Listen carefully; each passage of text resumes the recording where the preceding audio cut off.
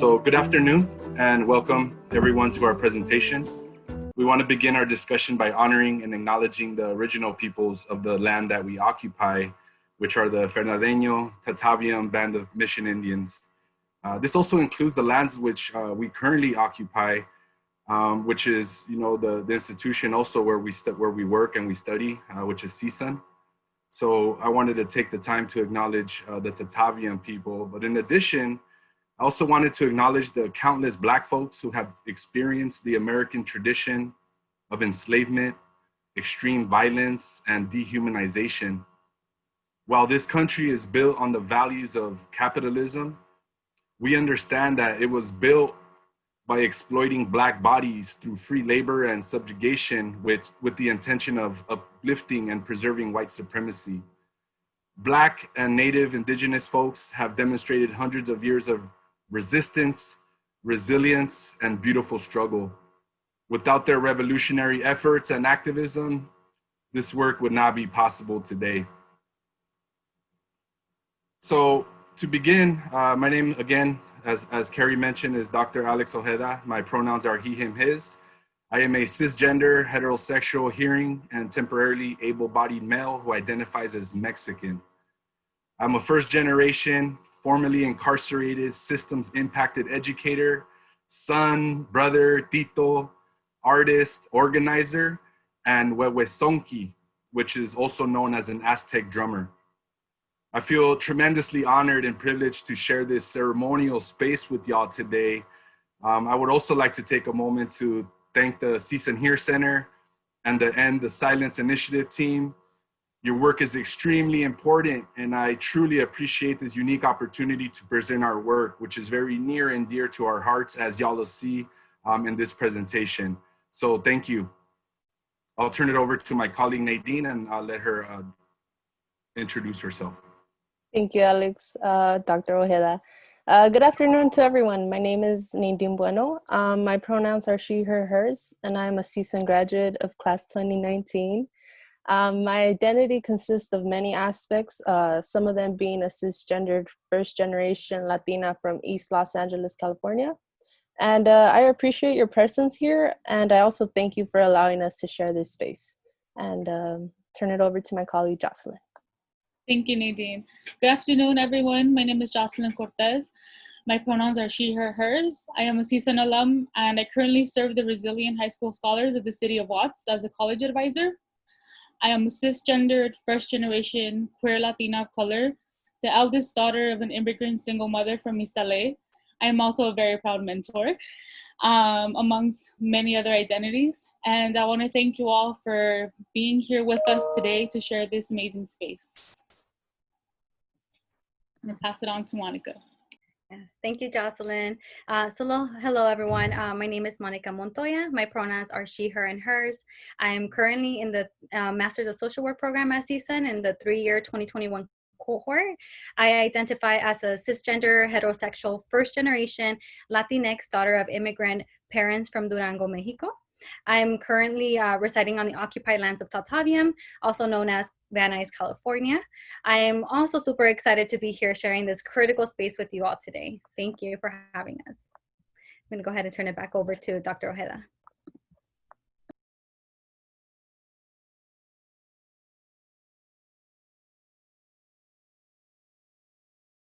It usually helps when you're unmuted, but I thank you all. It's really a pleasure to be on this panel with all of you. As you can see, they're really doing tremendous things in and out of the MOSAIC program. But before I get started talking about the history of MOSAIC, I wanted to talk a little bit about my role in MOSAIC. I was actually a MOSAIC mentor during my undergraduate experience, beginning in the fall of 2006, y'all. So Carrie, you were close. We have been around for a long time, almost 2 decades. So I've actually served as a mentor in continuation high schools and after school programs until I graduated in 2008. And although MOSAIC was designed for undergraduate students, a position was actually created for me when I started my master's program. The position consisted of supporting current MOSAIC mentors. So in other words, I was a mentor to the mentors, if you will. In the middle of my graduate program, though MOSAIC lost its funding, as we'll talk about a little bit later, So I was offered the position of director with the understanding that it was no longer going to be funded. So currently I am a lecturer in the Criminology and Justice Studies Department and at CSUN. And it's my 10th year as a director of the Mosaic Youth Mentoring Program and my 15th year involved in Mosaic altogether. So Mosaic became my family and essentially I never left. So apart from my roles at CSUN, I also work at Los Angeles Valley College. I coordinate the foster youth programs, Guardian Scholars and Next Up. So my role, it transfers, both into the community college and the universities, as well as multiple continuation high schools in our community. So before we get started with the content of this presentation, I really wanted to give everyone an idea of what Mosaic is. As you can see, we're all wearing our Mosaic shirts to represent, right? So we wanted to use that as a symbol to really, communicate the fact that Mosaic in many ways is a family, right? So the history of Mosaic started in 2004. Mosaic was established as a federal work study program, which was a service learning program. So students would be able to join Mosaic as federal work study students. So as part of their financial aid package, they would be able to join Mosaic, work as a mentor in the community with youth, and at the same time get paid up to $12 to $14 an hour. Now, those days are long gone because now Mosaic is not funded. In 2009, the grant criteria at the time, it refocused its criteria to the STEM majors, which is science, technology, engineering, and math. So because at that time we were in the sociology department, we didn't fit the criteria of STEM. So what happened is not only did we lose our funding, but all of the staff resigned from Mosaic, including the former director. And I remember clearly it was, I think, the fall of 2009. I was actually Christmas shopping at the Sun Valley swap meet, and I get this phone call from the previous Mosaic professor, Teresa Madden, and she's like, "Hey, Alex, did you hear the news? Mosaic lost its funding, everybody resigned, and we don't know what to do." So I was like, "Oh man, that's messed up. So what can I do to help?" So then Professor Madden was like, "Well, we need to find a new director or else the program, we're just gonna let it die altogether." So I was like, "Let me know how I could help. I wanna help. Mosaic cannot die." So I was like, "Let me know what I can do." And she's like, "No, well, we're thinking that the new director should be you." So because of my experience as an undergrad and then as a graduate student, I was offered the director position by Professor Teresa Madden. And at the time, I was a full-time graduate student.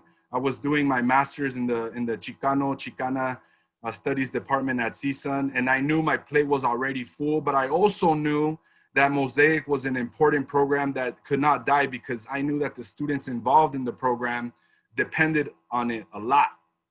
So that's when I decided to take the position as director. So I've been a director of Mosaic, unfunded ever since the fall of 2009.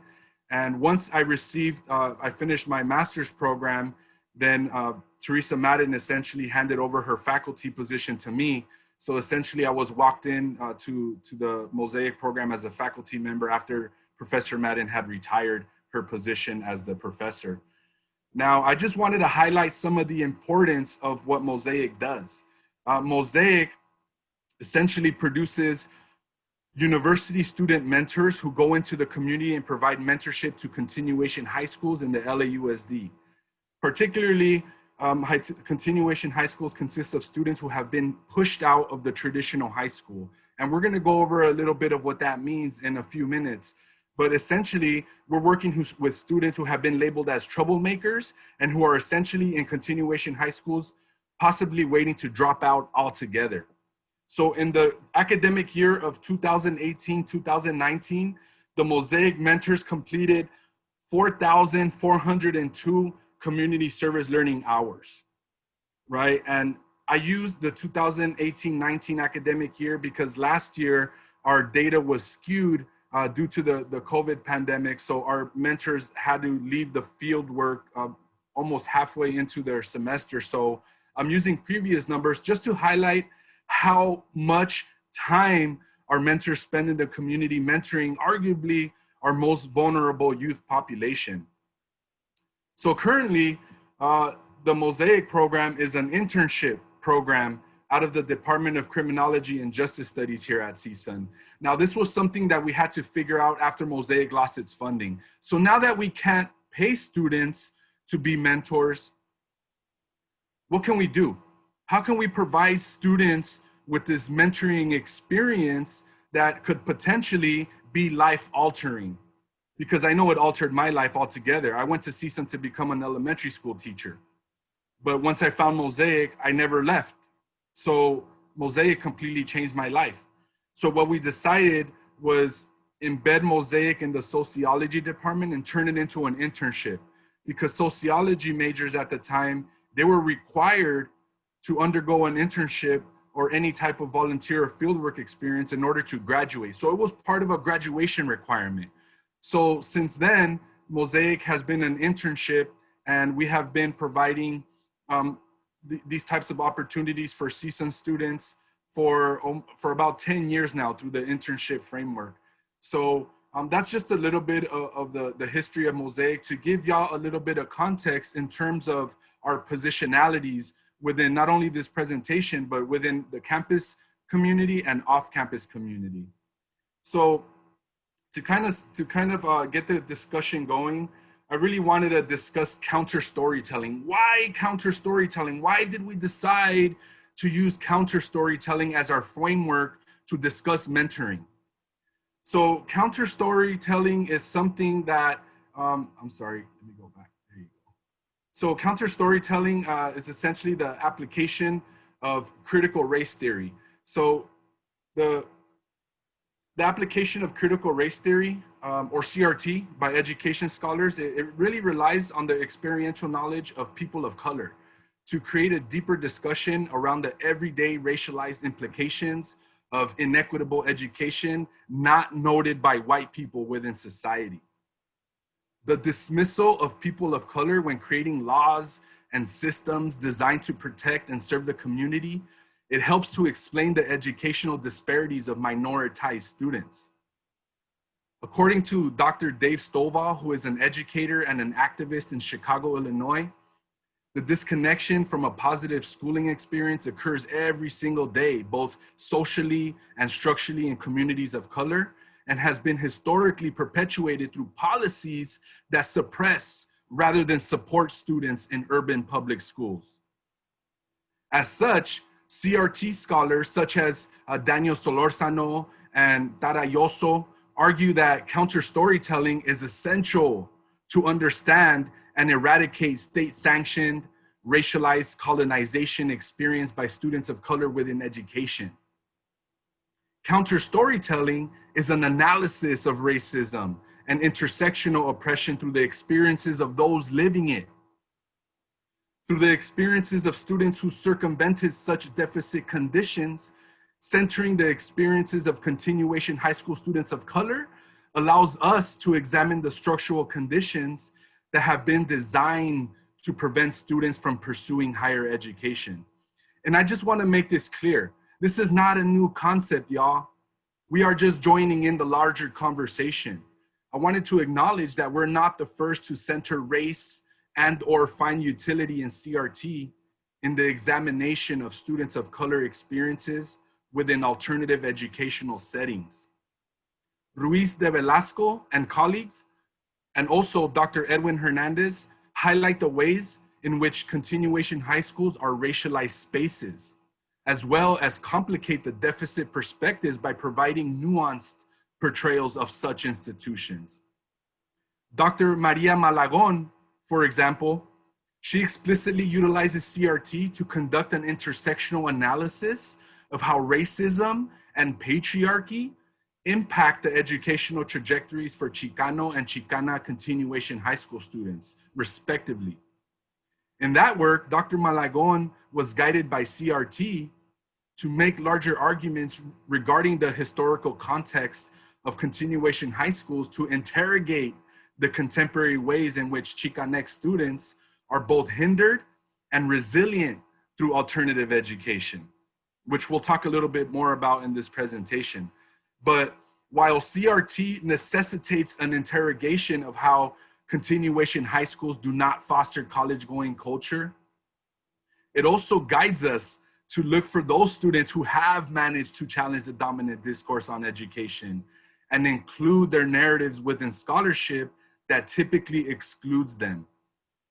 Experiential knowledge, or counter-storytelling in this case, captures the experiences of students, that formulates rich data and informs an alternative conversation around the strength-based notion of racialized educational discourse.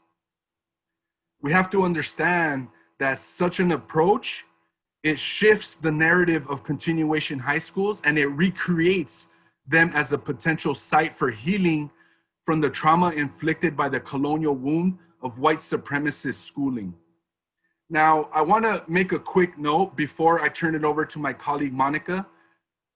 The art pieces that you see in our PowerPoint, those are all art pieces created by our mentors and our mentees in the MOSAIC program. So whenever we have art shows, which we'll talk about a little bit later, we always ask students to communicate something that affects them, whether it's education, whether it's immigration, whether it's incarceration, whether it's whatever. So when students produce their art pieces, we start seeing that they're telling stories, counter stories. So I wanted you all to pay close attention to the artwork that we use in these presentations because they were all created by mentors and mentees in the MOSAIC program. So with that being said, I want to turn it over to my colleague, Monica, who's going to take you further into the MOSAIC approach. Awesome. Thank you so much, Dr. Ojeda, and for not giving up on MOSAIC. So hi, everyone. Again, my name is Monica Montoya, and I'm the program coordinator for MOSAIC. I first became involved with MOSAIC as an undergrad student my senior year in spring of 2016 in order to fulfill my internship requirement. I started as a mentor in 2016, but upon completing the program, I felt like I had so much more to offer and to give to both the students and the program. So I continued to volunteer and then I served on the advisory board. And just last year, I worked my way up to be the program coordinator.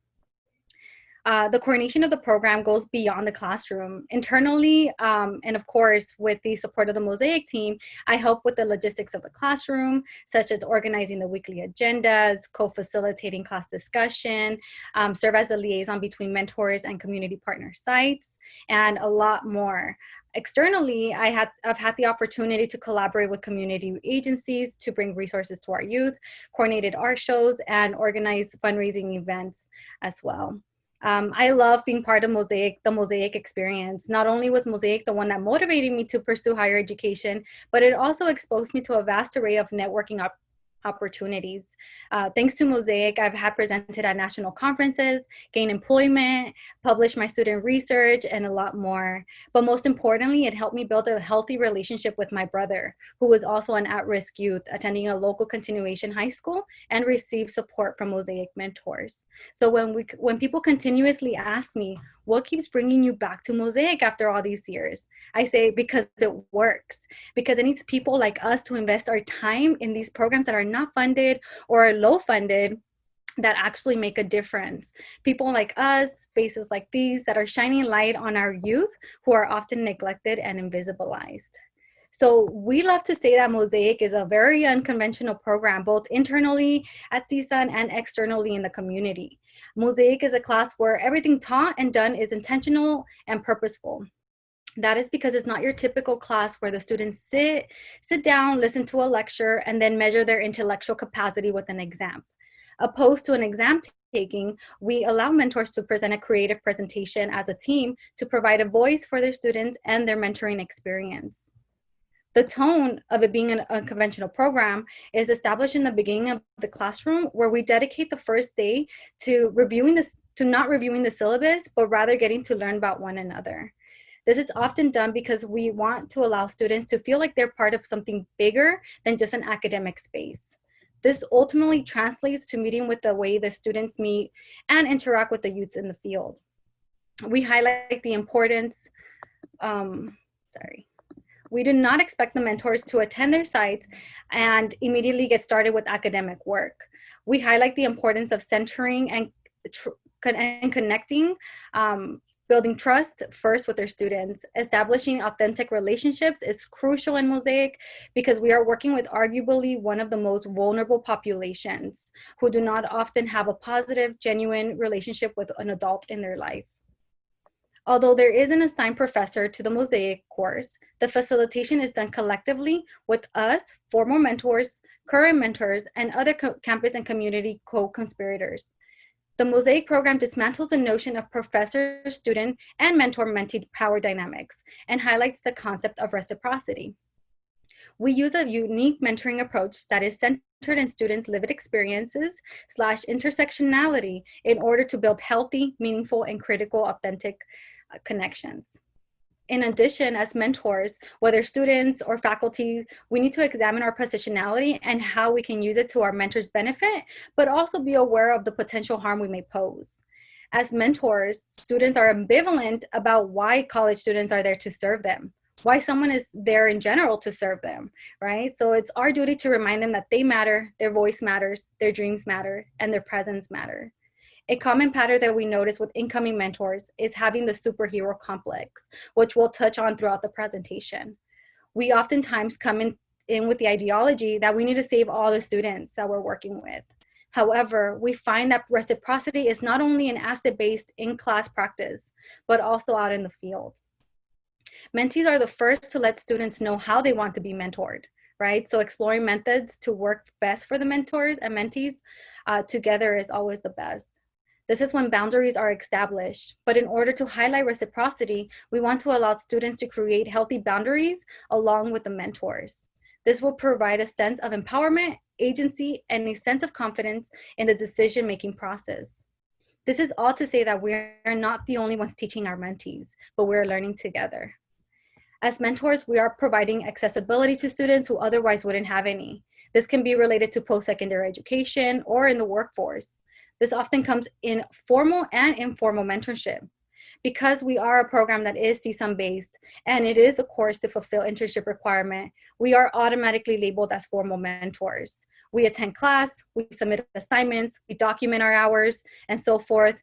But what often goes unrecognized is the informal mentorship aspect that takes place beyond the classroom.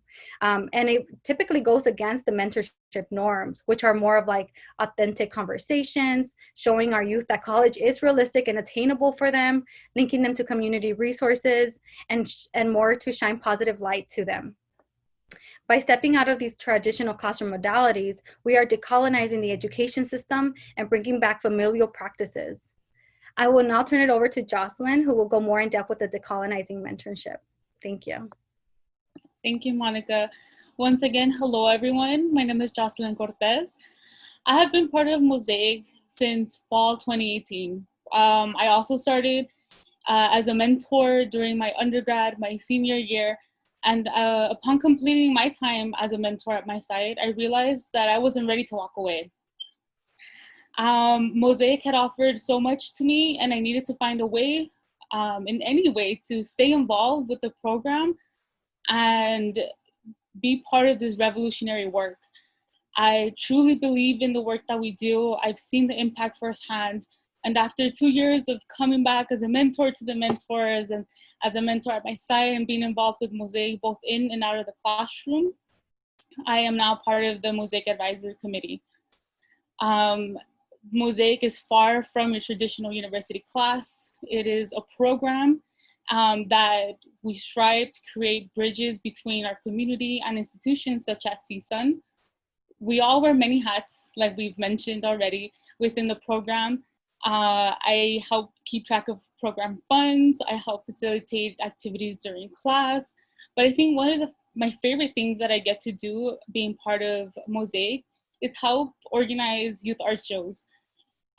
In these art shows, we create a space, a safe space, and center our youth in order for them to be able to express their creativity through their talents, through one of their many talents. Our youth tend to be criminalized for the art that they do in the streets. So we've strived to create a safe space for them to be themselves to the fullest, to boldly be themselves and to express all the knowledge they hold through their art pieces. To see our mentees feel centered accepted and welcome within conference spaces, within university spaces that have pushed them out for so long is beyond a priceless feeling. It's hard to put into words why we keep coming into Mosaic, why I keep coming to Mosaic, why I drive 40 minutes from LA to Northridge when we were in person every night after a long day of work.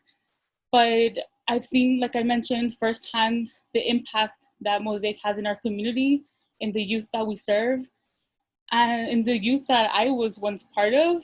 And I got the privilege to meet some of the smartest, most resilient and authentic people, both within the program and within the continuation schools that we serve. I found a family within Mosaic, and I simply, to put it in simple words, I can't imagine not being part of something so revolutionary.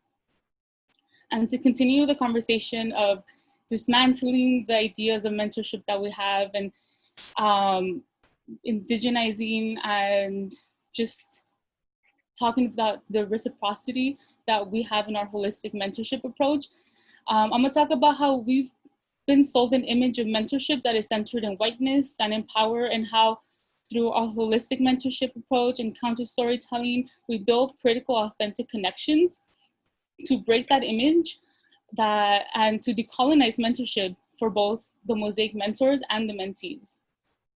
When we think of a mentor, most people think of someone older, someone in a position of power, maybe someone in a suit or a lab coat, maybe someone holding a degree. And we've been sold an idea that a mentor is someone who's smarter than us, someone that's going to teach us something that we didn't know, something to get us to their position of power. And this image of mentorship leads us to exclude ourselves from thinking that we're mentors.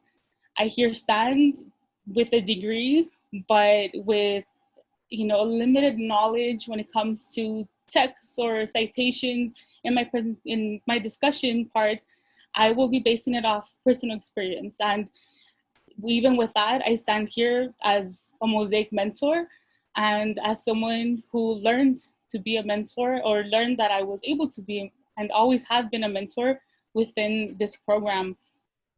For far too long, we've heard the white mentor narrative, that heartwarming story of the white individual who comes in to save the day.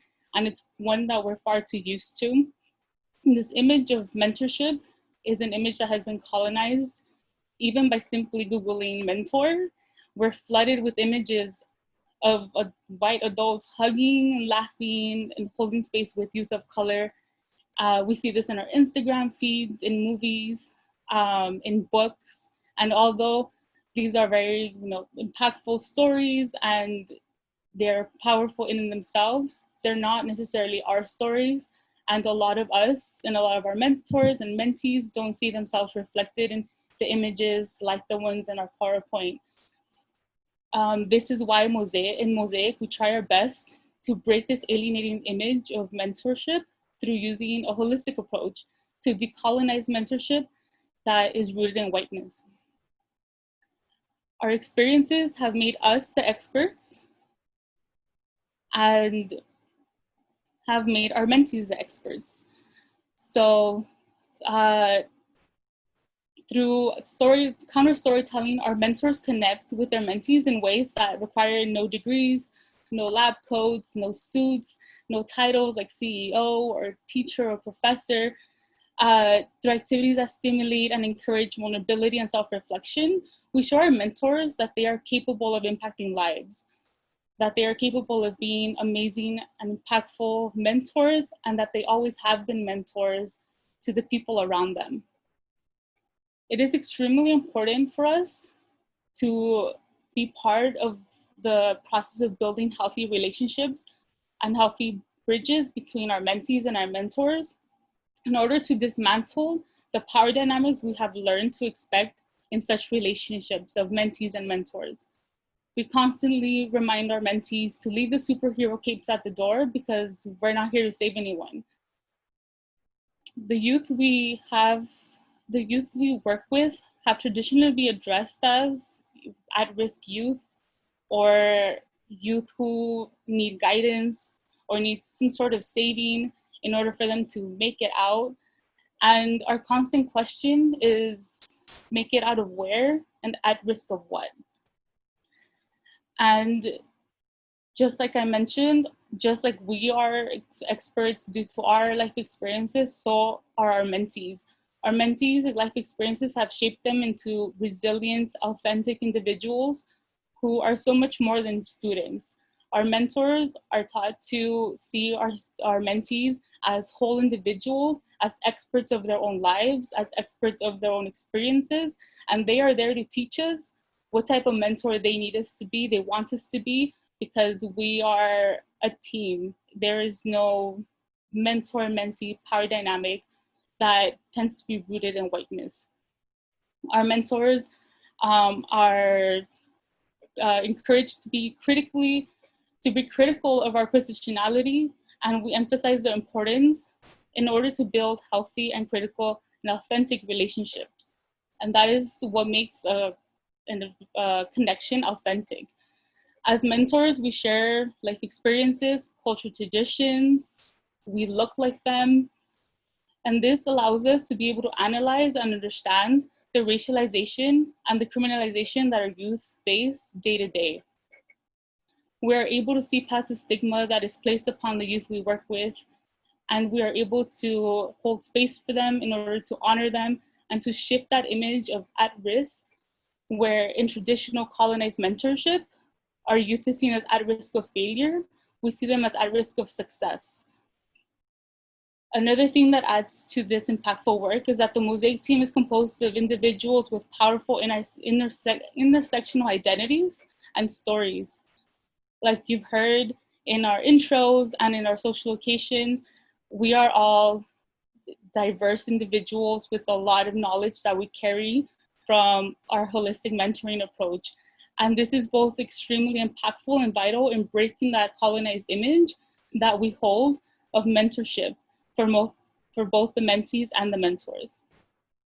When our Mosaic mentors sit in class and they see 4 educated individuals of color who look like them and who sound like them, they slowly start embracing that they too fit that image of what a mentor is, that they too are familiar with that image of mentorship, that they just didn't have a term for it before. We've all grown up with mentors, we've all had mentoring moments, but we just didn't have the terminology for it.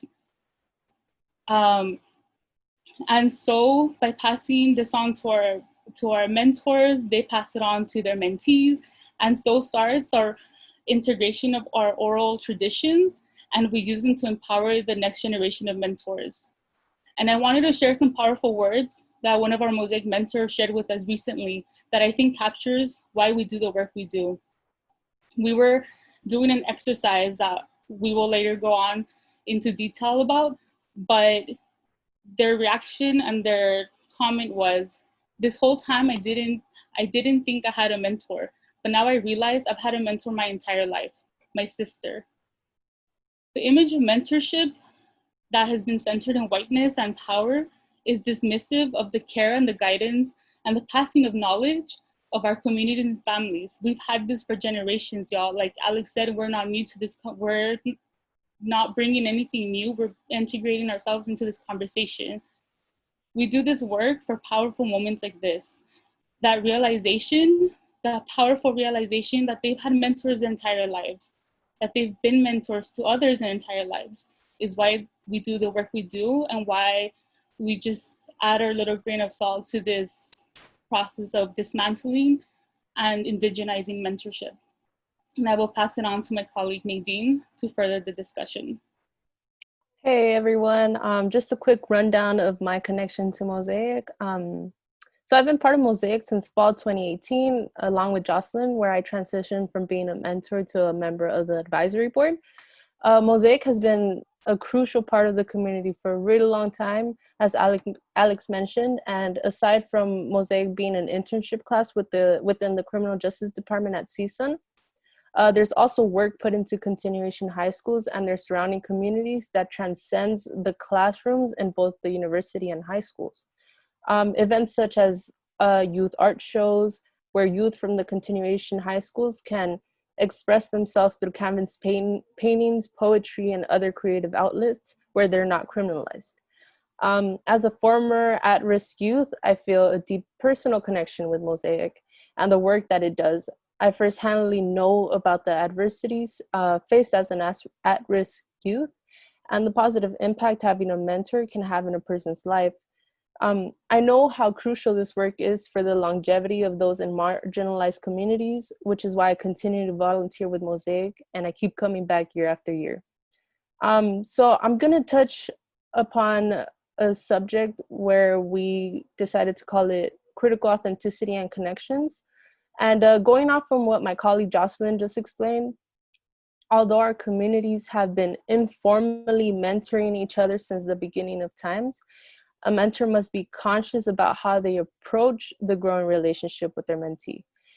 Because in order to create a long-lasting effect, and that's what we consider critical authenticity and a critical connection. So not only do mentors obtain a formal position within the continuation high schools, they also obtain an informal position because it is important to understand that a mentor's role in the community goes beyond just education. Still, mentors must use a critical lens to see the gaps that exist within our educational system and pull together the resources to create healthy pathways for mentees in different aspects such as the workforce and post-secondary education. Mosaic mentors put together workshops using creative methods to speak about important topics that continuation high schools might be lacking, ranging from FAFSA to what each individual mentor's experience is and what their journey looks like through post-secondary education. Being a mentor creates an interesting duality because when they enter these continuation high schools, they begin to realize that they have more similarities than differences with their mentees and begin to reflect on aspects that might have affected a mentor in their youth. So mentorship sometimes initiates a healing process in which a mentor might have never realized was a journey that they would have to embark, especially during an internship class, right? So in the beginning, a mentee will be hesitant to create a relationship with a mentor due to a seeming lack of authenticity and a connection. A lot of students in continuation high schools come from communities in which they face life challenges on a daily basis, making them extremely untrusting of a new person, trying to create a bond with them. And that could also be the case with mentors. From a personal experience, I was a youth, at risk of falling through the cracks, and I know that making bonds is not as simple as just, talking to someone. So there is a guard up. So for this reason, Mosaic aims to create a safe environment for mentors in order for them to bring forward their fullest potential and strength, because we understand that being a mentor is a very important role in the communities we work with. In turn, it'll become easier for mentors to practice this with their mentees. Similarly, during Mosaic class, we work on a lot of trust building activities because we aim to create a bond between the class and lead by example. Ultimately, when the mentors go out on the field, they're aware of what an authentic connection looks like because we practice it in the classroom. One of my favorite activities that we do in the classroom is called the photo journey activity. So what this consists of is that the students bring 3 pictures signifying turning points in their lives. And they use those pictures to reflect on important moments in both their personal and professional lives. They get to choose either or. And oftentimes the mentors become vulnerable.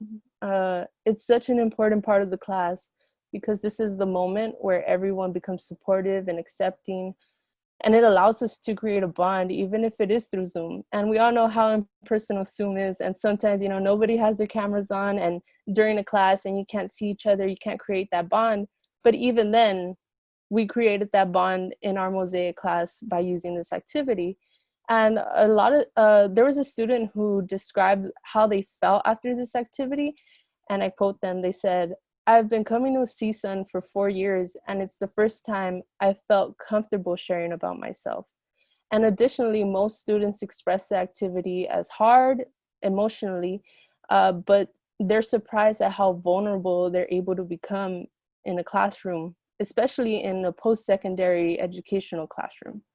So using the photo journey activity, as well as a few other team building activities that we do in class, it sets the tone in the classroom, and it's used as an example for the mentors to also bring that out in the field with their mentees, creating that critical, authentic connection.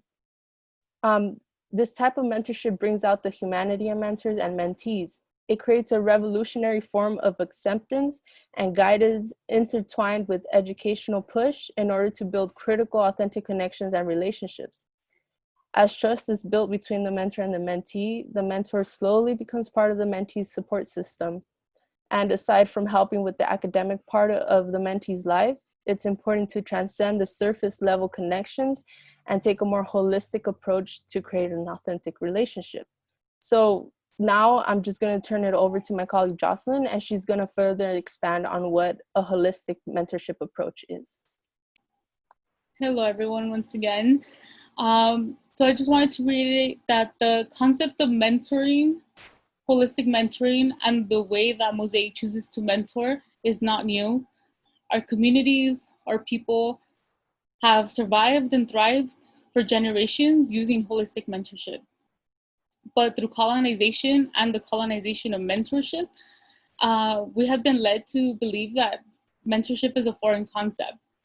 Like I mentioned, it wasn't until I entered these institutions that I realized there was a term for it.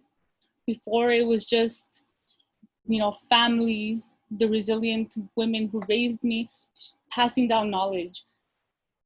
But I didn't have a term for it. I realized that our elders have passed down knowledge and stories through oral traditions, but have been dismissed and erased due to colonization. Like we've mentioned, Mosaic strives to be that bridge between our communities and institutions like CSUN. We are reclaiming mentorship, we are decolonizing it, we are bringing it back to our roots, and we are indigenizing it. Mosaic is not your traditional shirt, blazer, internship. It's not your typical university class like we've already mentioned in our presentations. It's a program that impacts lives in and out of the classroom. Everything we do in Mosaic is intentional. It is meant to tackle the preconceived dominant notions that we have of mentorship. And through various activities, we practice mindfulness, self-reflection, and vulnerability.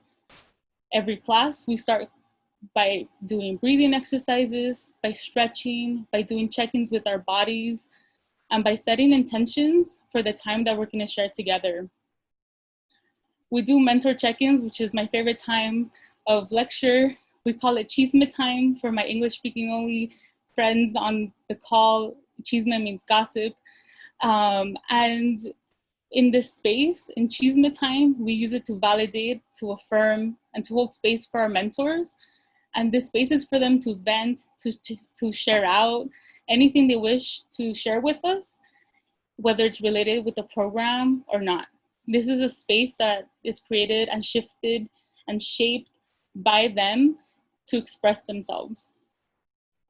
Even in the name of our check-ins, that was very intentional. We decided to name it Chisme Time or Gossip Time because chisme has been stigmatized throughout time. But when we decolonize the concept, when we take a step back and simply just look at it for what it is simply the way our communities communicated. It is how we get information out. For example, if you're from the hood like I am, if something happens to your neighbor's car, you can count on the abuelita sitting on her porch to tell you the chisme, to fill you in what happened, and she's gonna keep you in the loop.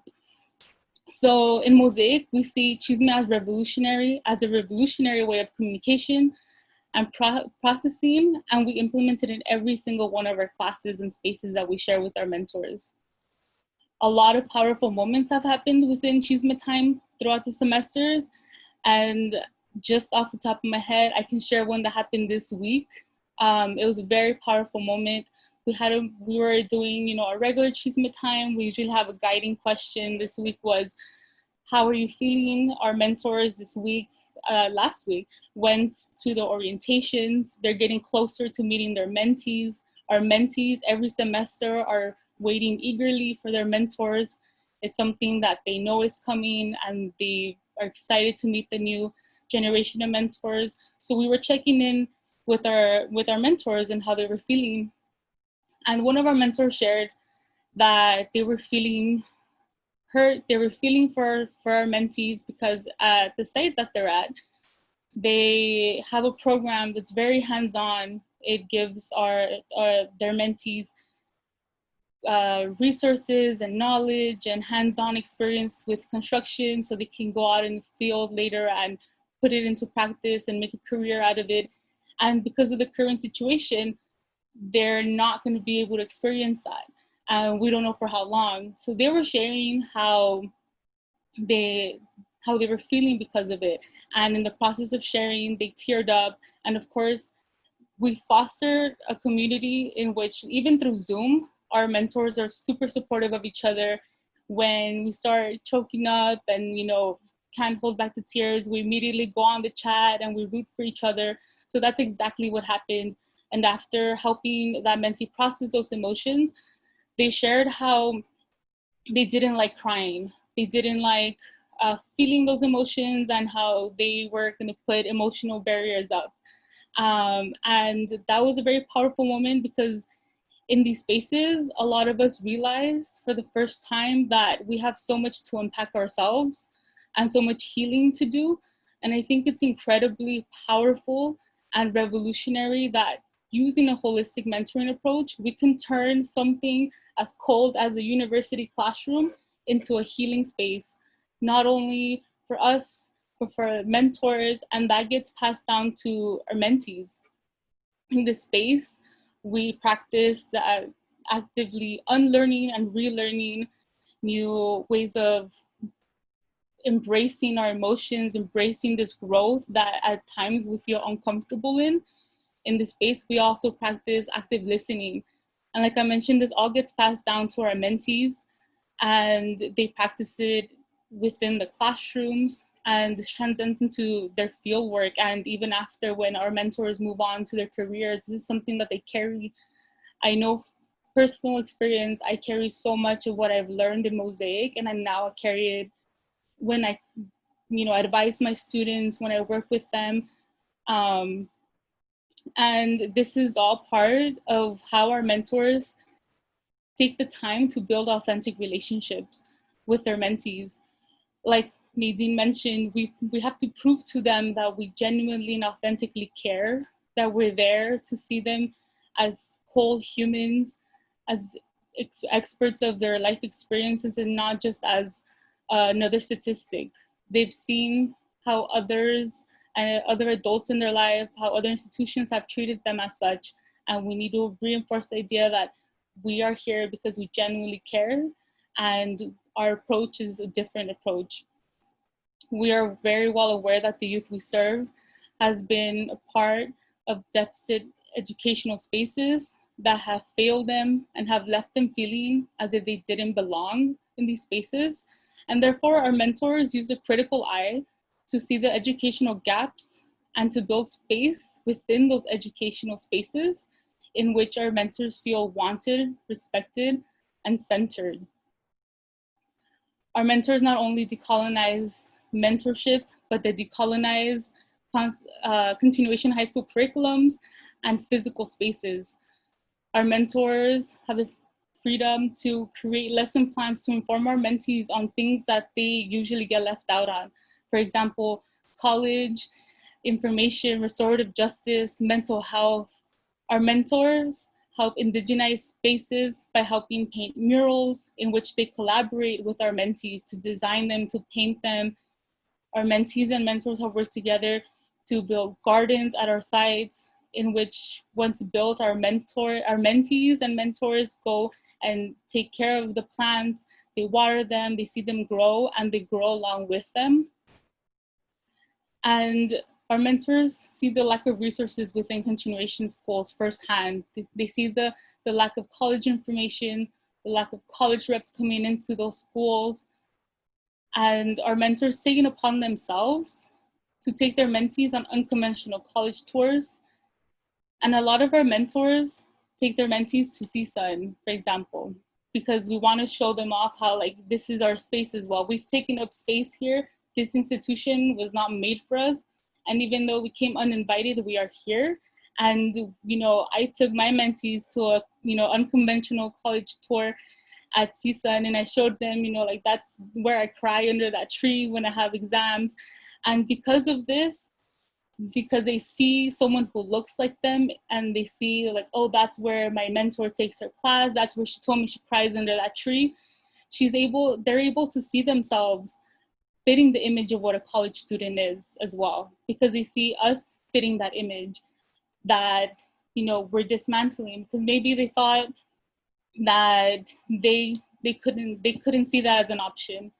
But then when we share our stories and I tell them I didn't see that as an option either, but yet here I am, and now here I stand with a degree, so can you, they start embracing that and they start seeing it as a possibility and as part of their reality.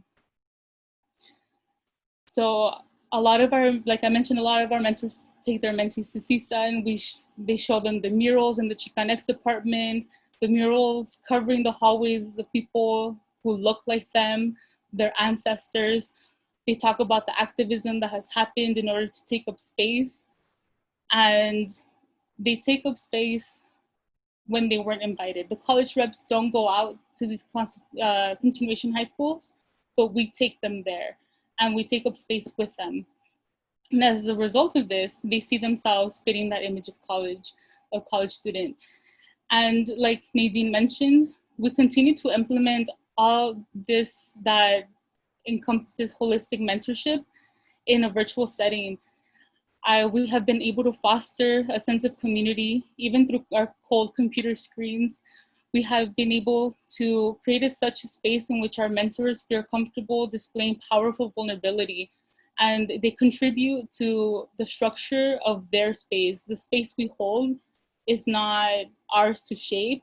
We shape class together, and I think that is a huge testament of how powerful our mentoring approach is.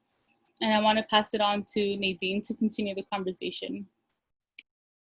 Thanks, Jocelyn. And well, in order to practice the holistic approach to mentorship, we also have to have the required resources. Currently in our LAUSD continuation high schools, we have a bigger presence of police officers rather than counselors, unfortunately.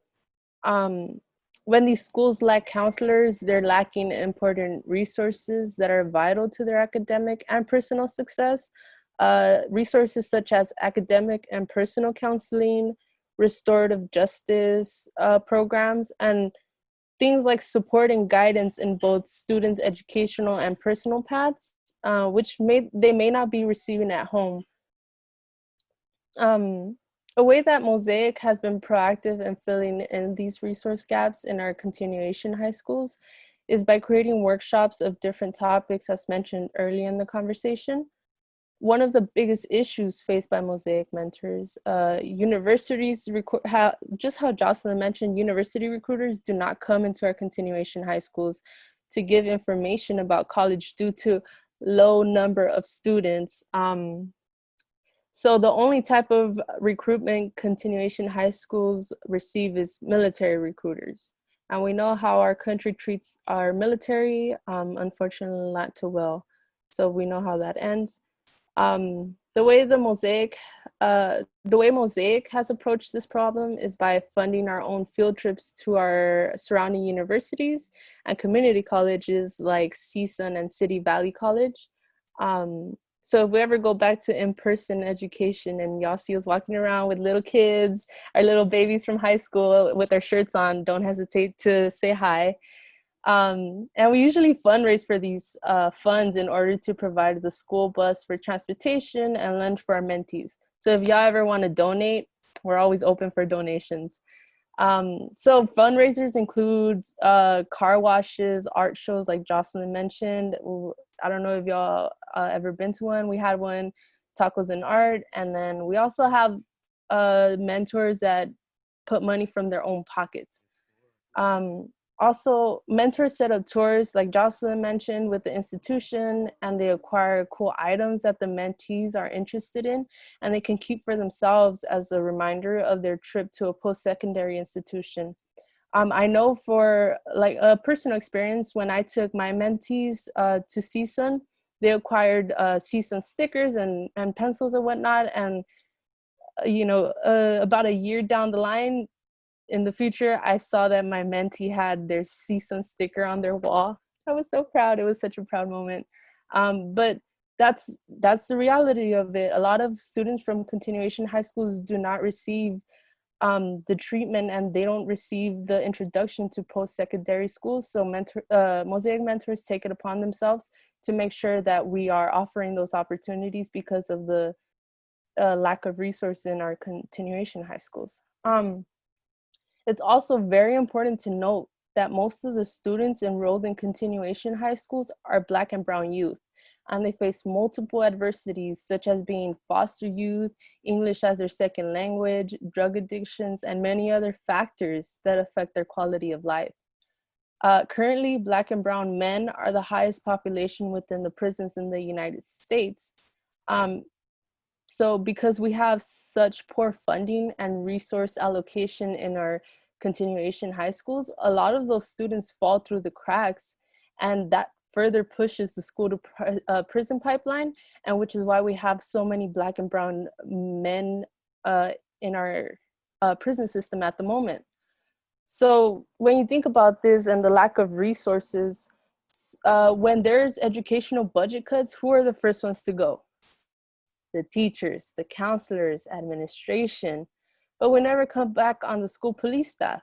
For example, I'm sure y'all remember the LAUSD protests and strikes that we had not too long ago. Currently, we live in a society where our teachers and community and staff and counselors and our resources to the communities have to use these methods in order to, and they have to take different avenues in order to demand what they deserve. So having more police presence in LAUSD negatively affects our youth because instead of receiving help with issues that they face on the daily, they're criminalized. And since there's a lack of counseling programs and attention being received from their schools, which is supposed to be their primary source of education, they don't get help. So if you'd like to look more into the counselors not cops discussion, I provided a link, or we're going to put it on the chat, to the Dignity in Schools campaign, in which they dive further into depth of what that would look like and how it would positively impact our students. So that's going to be the counselors not cops. And we have to, how this picture says, we have to rethink what school safety is. Also, another good resource, if you're interested in reading more about the statistics and the numbers behind counselors not cops, it's the ACLU. They have a very good, they have like maps and, numbers you can look at. And yeah, so we're also going to post that on the chat. So knowing this, Mosaic takes it upon ourselves through mentoring to fill in these gaps one step at a time. Dr. Ojeda coined this process as the continuation high school to community college pipeline. So as mentors, we gather our acquired resources and we pass it down to our mentees, again, returning back to that decolonized form of mentorship as Jocelyn discussed. So it's up to us because the system has done us dirty time after time. Therefore, we must hold our communities together and ensure we mentor both in and out of the educational system. And with that being said, I'm going to turn it over to my colleague, Monica, where she will discuss cultural wealth and critical race theory. Awesome. Thank you so much, Nadine. Yes, so it's super, super important to acknowledge cultural wealth and critical race theory, also known as CRT, when mentoring. Critical race theory emerges from critical legal studies and in general promotes a discourse grounded in the idea that American law, policies, and institutions are created to protect white supremacy, something that we've been talking about throughout the whole presentation. CRT has been implemented into critical spaces such as education in order to address policies, structures, and ultimately preserve white supremacy.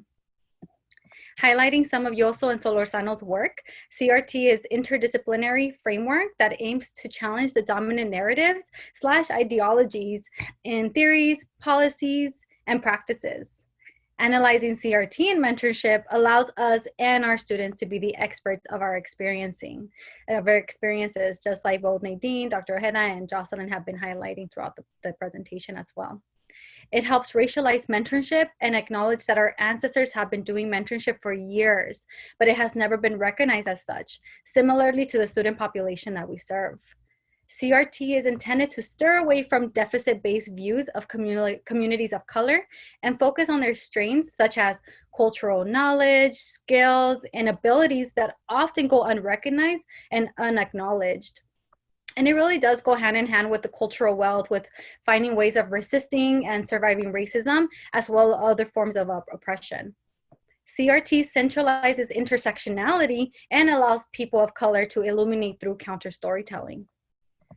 CRT truly helped me understand why students of color are disproportionately pushed out of a traditional high school and into a continuation high school, resulting in a higher dropout rate and low college access. Often the students of color's narrative is left out of our higher education discourse. So by centralizing cultural wealth in CRT, we are demonstrating a genuine interest in their experiential knowledge. In the classroom, we emphasize epistemology, the theory of knowledge, especially with regards in methods, validity, and scope. Epistemology is the investigation of what distinguishes justified belief from action, right? So this allows us, our mentors and mentees, to feel confident in sharing their experiences, such as family dynamics, and truly, truly invest in building these healthy and critically authentic connections with each other, and the community, the family, and most importantly, themselves. An important and helpful tool to help students express themselves are final action plans, which are, it is an assignment that we do in class, and they're ultimately creating a story of their experiences as mentors. There is very limited research and folks who take a genuine interest in learning about continuation high schools / marginalized student population. So the mentors essentially become creators of knowledge. They are documenting student lived experiences and communities that have been living in the shadows of oppression. This is a prime example of decolonizing mentorship because the mentors are sharing stories of youth who are usually not included in the agenda and are often invisible. In turn, the mentors and mentees both become experts of all their experiences, which again goes hand in hand with CRT's concept of counterstorytelling. Because counterstorytelling derives from CRT, we are able to racialize our experiences. It is a form of challenging the dominant narrative because it no longer upholds white supremacy. We are often find art as a powerful tool to communicate storytelling and centralize youth's voices. Art is fluid and provides a motion of creative expression that has no boundaries, right? So painting, drawing, singing, rapping. We use mentorship as a form of counter-storytelling with our students so we can acknowledge and humanize their lived experiences, thus positioning them as the experts. The reason why we strongly and highly encourage the use of cultural wealth and CRT is to transform education in a way that will be empowering to our students of color and serve as a strong allies to our communities. Through oral traditions, we have known that mentorship has always been in existence. The mentee stories nurture a culture of breaking generational and historical trauma due to colonization that help raise continued resistance and fight for academic and personal resiliency. As mentioned throughout the presentation, providing a space for storytelling is critical, super critical. These are the social and familial practices implemented beyond the classroom to help students develop aspirations and continue to resist oppressive conditions. Historically, policies and practices have been implemented to protect white supremacy and dismantle communities of color. We are continuing to see systematic racism and racial injustices nationwide, specifically with police brutality in the US. For example, the case of Breonna Taylor. If it wasn't for the activism, such as like the Black Lives Matter movement, mainstream media would not disclose the fact that she was sleeping when she was murdered by police, and even less highlighting the fact that she was a 26-year-old EMT. The storyline is centered to protect those in power, also known as law enforcement, without sharing the entire story of lives lost at their hands. This is why centering CRT is critical to understand the individual, communities of color, their struggles, and how we can best support them. To continue this important conversation about storytelling as a form of healing, we have Dr. Ojeda. Thank you.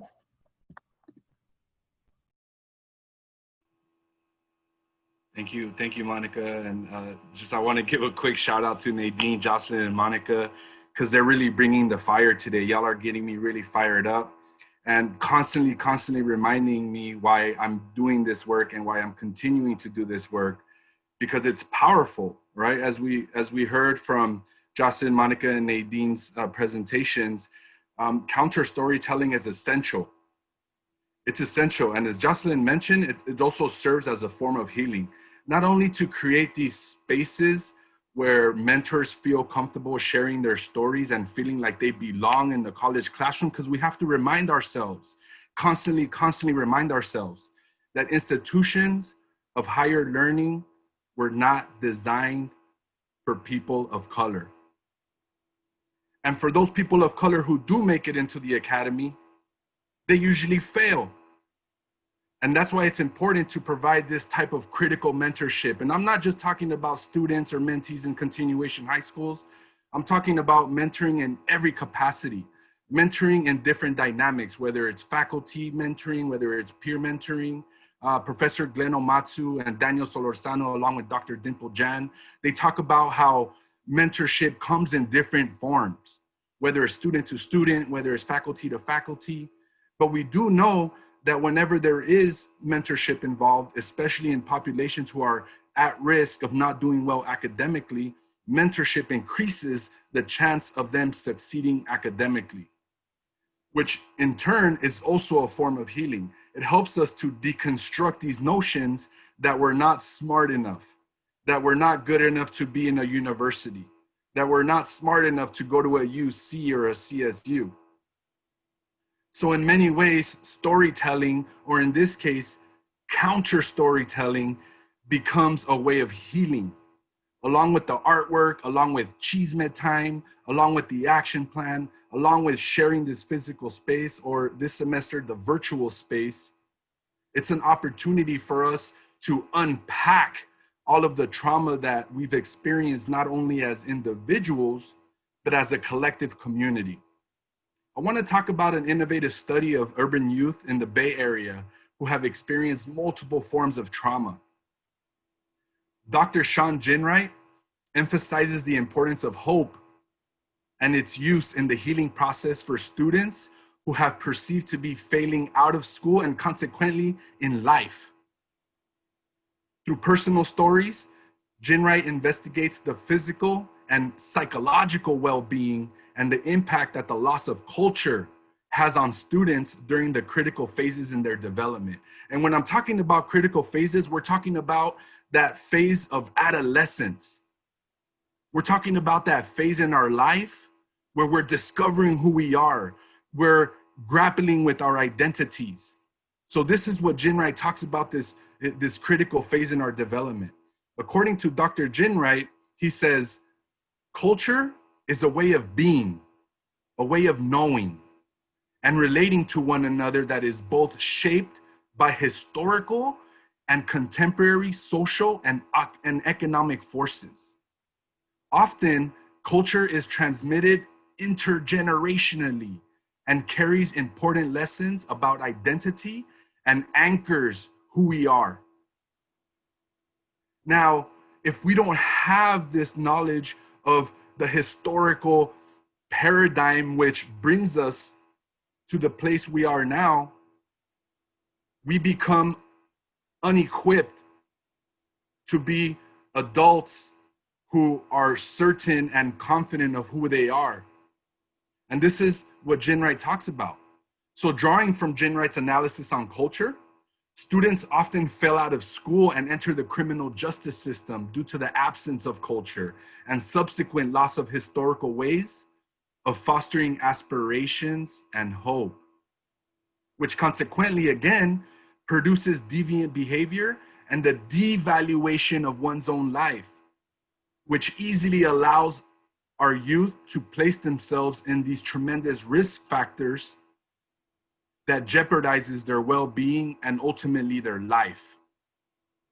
So through a healing-centered pedagogy, Dr. Jin Wright connects education with students' indigenous cultures through storytelling and forms healing-centered curriculums, not just for students of color, but for educators and activists like us who work with students caught in the school-to-prison pipeline. Dr. Jin Wright's contribution to schools as carceral sites compels educators and scholars to interrogate dominant narratives like we're doing today. Specifically, Dr. Jin Wright highlights the effectiveness of using oral tradition to shape external circumstances and students' experiences by looking internally and suggesting that students experience intensified punitive climates in school when they are not feeling a healthy sense of well-being. Again, going back to devaluing their own life. Although not necessarily framed as a CRT project, Dr. Jin Wright is aligned with CRT in his assertion that stories are important and they need to be told.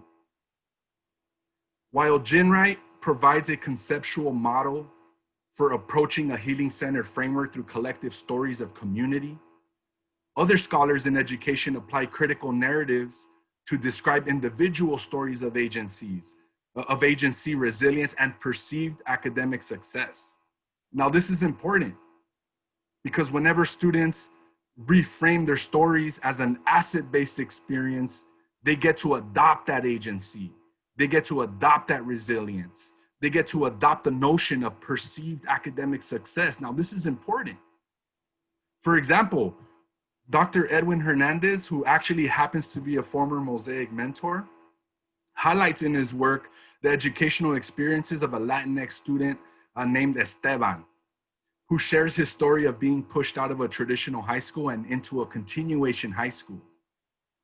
Through the utilization of a narrative, we learn how Esteban's education was characterized by a sense of punishment rather than an environment of support by teachers, staff, and administration. Stories like Esteban's, relating to the effects of poverty and structural racism, dominate the perceptions of Latinx students in education, and more than often operate from a deficit-based discourse. However, let it be known that through a nuanced portrayal, Dr. Hernandez provides a rare look into the unseen stories like Esteban's. A story saturated in educational aspirations and hope, seldom reflected in scholarly literature. When we center stories of minoritized people and honor the ways in which they're told, we have the power to disrupt the dominant white narrative that misconstrues or even oversimplifies the experience of people of color.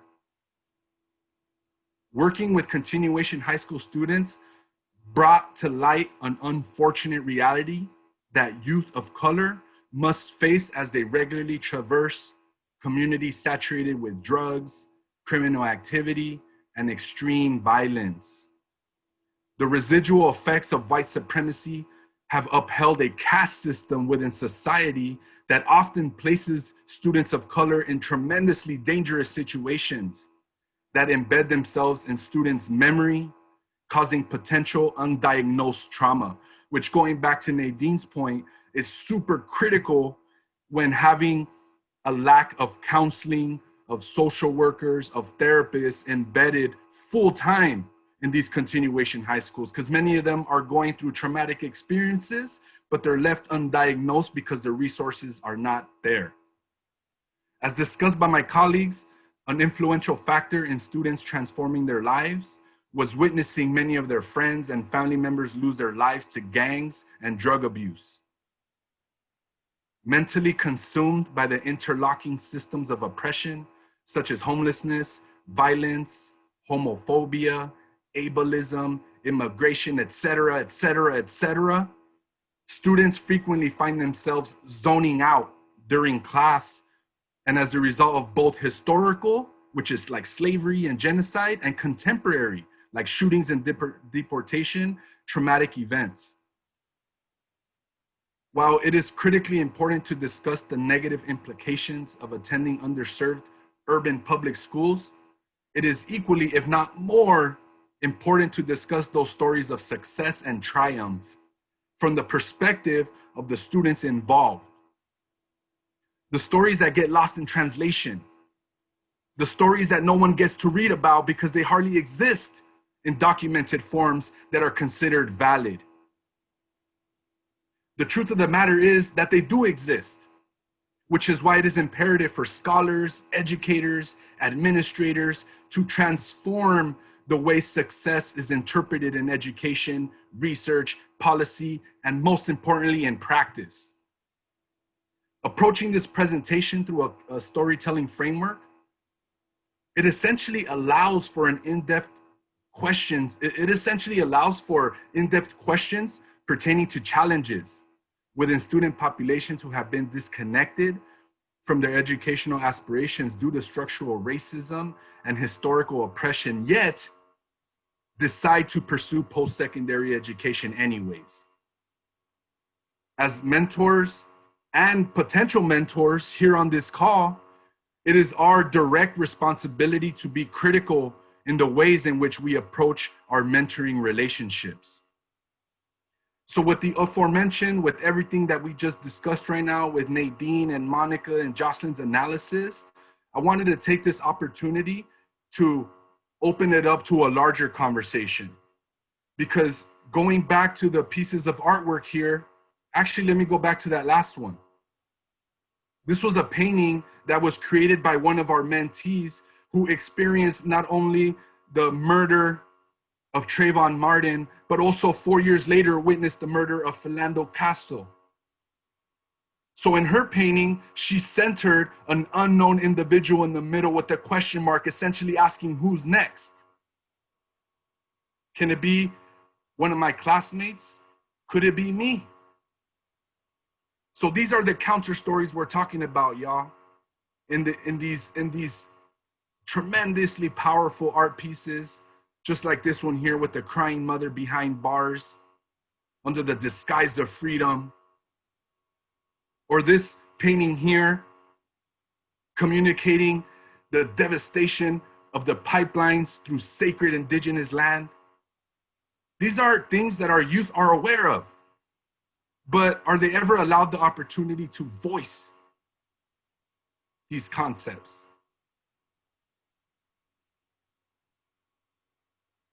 So counter storytelling, along with a holistic mentoring approach with the intention of dismantling white supremacy, allows us all to jump on the bus towards this mythological place called freedom and justice for all.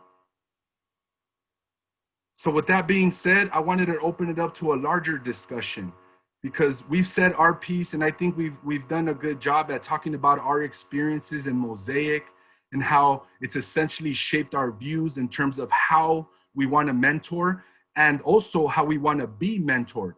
Because one of the things one of my mentors talks about, Dr. Tracy Buenavista, always talks about mentoring the right way. And sometimes we don't listen because we're so caught up in trying to save our mentees, as Jocelyn mentioned. So I just wanted to give a shout out to some of my mentors, including Dr. Buenavista, Dr. Jose Paez, Dr. Will Guerrero, Dr. Marta Escobar. These are all folks who have helped me shape the way I want to mentor. So without further ado, I wanted to get into a larger discussion, maybe share a group dialogue to allow folks to share some of their opinions. But also what I wanted to focus on is I wanted to invite all of you on this call to think about how mentorship has played a role in your life. What does mentorship look like for you in your life, in your education, in your professional careers? So I wanted to open it up to a discussion, but I also wanted to say thank you. I wanted to say thank you for opening up this space, for being present, especially for the CSUN Here Center and the End the Silence Initiative in inviting us to share our work, to share these critical conversations that are essential, especially during today's climate. Unfortunately, we were all exposed to that so-called presidential debate last night, which I think screams at the importance of having these conversations. So I want to stop talking now, and I want to open it up to everyone else on this call. But just a quick note, we have some of our information here, our Mosaic email, our individual emails in case anyone wants to reach out.